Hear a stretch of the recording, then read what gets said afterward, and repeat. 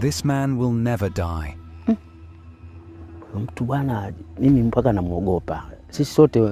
I kid you not. He has died not just once, twice or 3 times, but 6 times and came back to life. Baadhi ya watu wana kauli ambayo ya kusema kama bwana yule anaweza kuwa ni mchawi mkubwa sana hapa.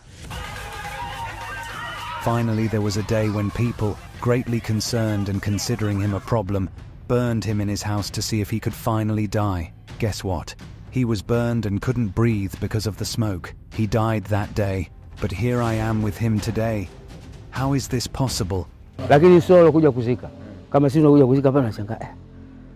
I saw it with my own eyes. We had come to bury him, but just before the ceremony started, he came out of the coffin. This wasn't the only time. Even after that, he continued to cause confusion because there were other occasions when he died and came back to life. From serious accidents, illnesses and other incidents, this man has died multiple times. Each time his family and friends gathered for his funeral, but on the day of the burial, the man would come back to life. Life continued, but I felt that there was something wrong with my life. Every time I died and came back, my body felt very strange. Because of the many witches in our area, people started treating me as if I were a witch. Is he immortal or has any special powers? How do people treat him? All these questions made me travel a long way to Tanzania to find out if what is being said is true. I didn't believe it either, but I accepted it after meeting him and having this conversation. My name is Ismail Azizi. I am 40 years old and live in Ukerewe, Tanzania, where I was born. I was born with siblings, but now I am alone and have no wife or children because of the hardships I've faced. I did not grow up in a wealthy family. We were very poor. I couldn't pursue further education, which affected my chances of becoming wealthy or achieving something special. Despite my dreams of becoming rich, my struggles in life made it impossible.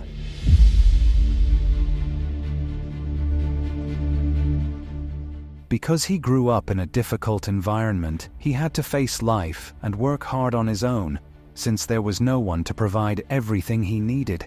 He couldn't rely on his parents, siblings, or family due to their limited resources. Day after day, he worked very hard to survive. However, as he grew older, life's challenges became even more demanding. The problems I have faced in life are numerous because each one was related to my circumstances, and I had to deal with them. To find myself living as you see me today, there was a time when I was at work and had a very serious accident. Everyone who saw it thought my life was over. They took me to the hospital in critical condition, and when we arrived at the hospital, the doctors told my friends and relatives that I was dead. My brothers and other close family members had already accepted that they had lost me in the accident. They took me to the morgue. I didn't feel what was happening before, but I woke up again, feeling very cold. Fortunately, the morgue wasn't closed, and it was a place where people were laid, not locked in a box alone.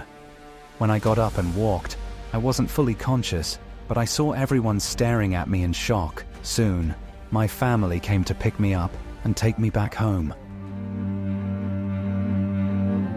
This was shocking news to see a dead person come back to life, something usually only heard of in books. On one hand, the family was happy because they saw Ismail alive again, but on the other hand, it was confusing and caused great fear among people who knew much about his funeral, which had already been prepared. When we got home, I found a lot of people there, but when they saw me, they immediately started to run away. They had already begun the funeral rituals because everyone had accepted that I was dead. People started thinking I was a ghost, which is why most of them ran away as soon as they saw me. After that, life went on, but people didn't believe I was a real person. Instead, they all thought I was a ghost, and some even feared me because of what I had been through up to that day. As the days went by, the problems kept coming his way. each bringing a new challenge and creating confusion and fear in those around him. The events that followed the second time are difficult to explain in a way that makes sense to the human mind. Watu walinichukua na kunipeleka hospitali. At that time, I was suffering from malaria. I had been very sick for days at home, and no one took care of me. When my condition worsened, people finally took me to the doctor. The illness had advanced, and I was in a bad state. The doctors declared that I was dead. My family immediately prepared a coffin for me. However, as soon as they placed me in the coffin, I woke up and realized I was alive. They couldn't believe it, because this was the second time it had happened. They brought the doctors to verify that I was alive. Even my parents couldn't believe that someone could die and come back to life more than once. This made me suspicious as well. And because of the many witches in our area, people started treating me as if I were a witch.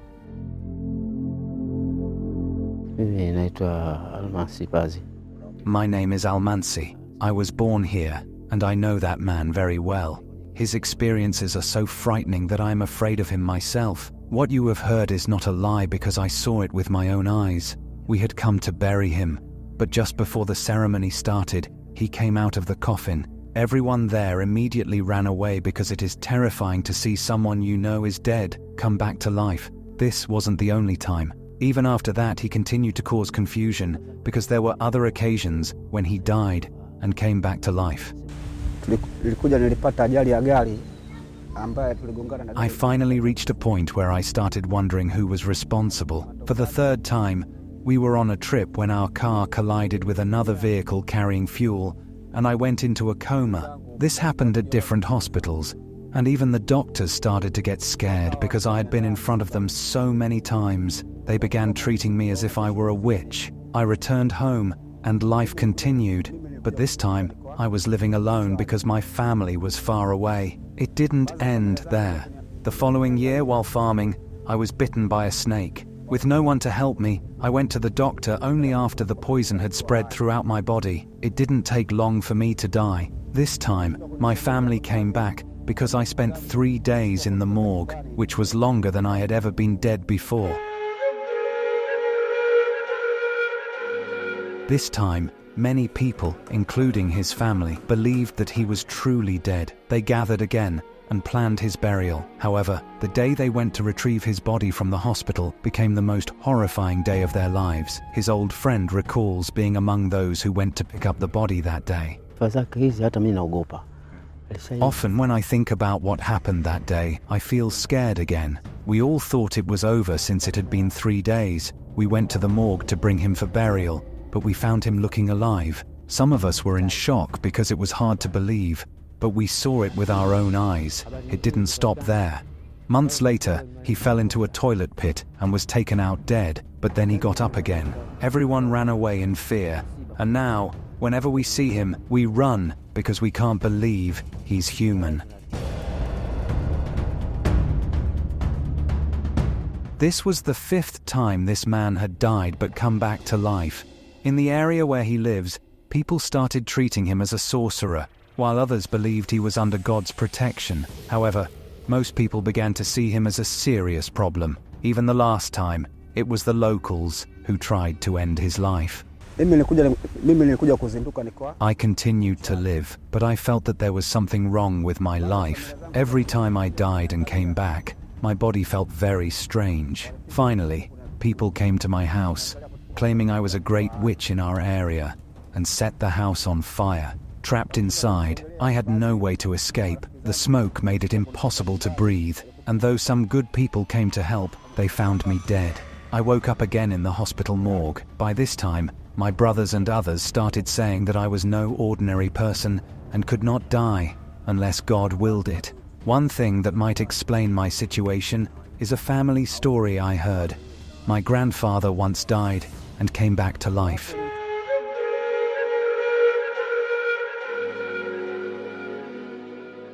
Today, he lives a solitary life, doing everything possible to survive in a small old house, with no neighbors or anyone around him. He takes care of himself and does all the housework alone, without any help from relatives or friends.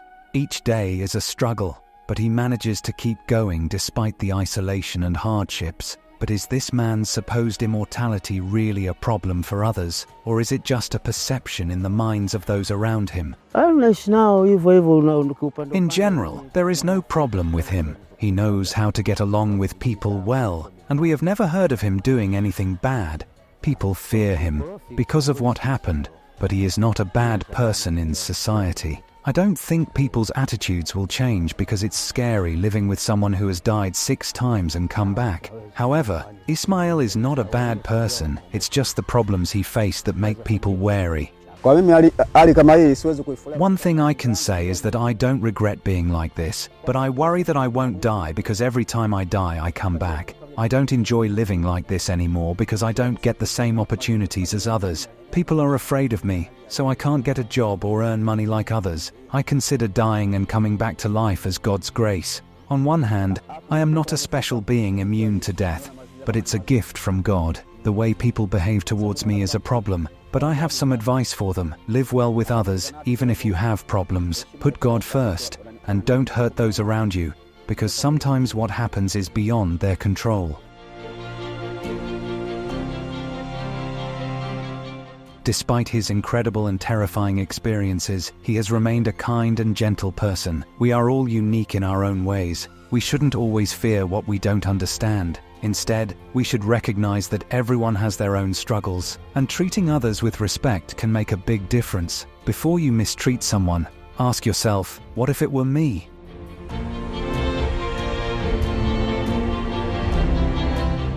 Thanks for watching. I am Simon Greenwood, and this is Afrimax English. Don't forget to subscribe.